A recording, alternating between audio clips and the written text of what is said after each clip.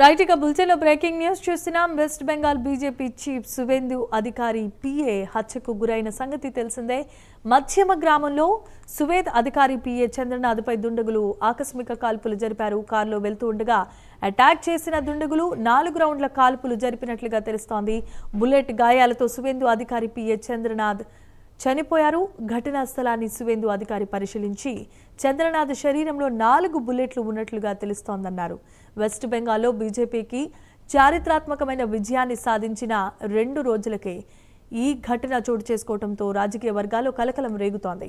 తృణమూల్ కాంగ్రెస్ కార్యకర్తలు బీజేపీ అనుచరులుగా నటిస్తూనే హింసను ప్రేరేపించే ప్రయత్నాలు చేస్తున్నారని బీజేపీ వర్గాలు ఆరోపణలు చేస్తున్నాయి.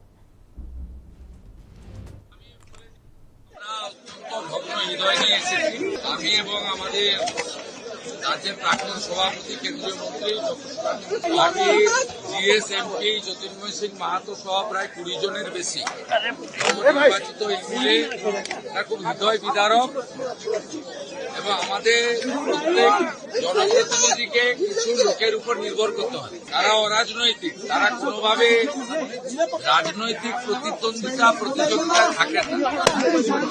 এই রাজ্যে যে অবস্থা 15 বছরে করে এসেছি হিংসা রাজনীতি, আমরা এই মুহূর্তে কোনো কনক্লুশনে আসছি না।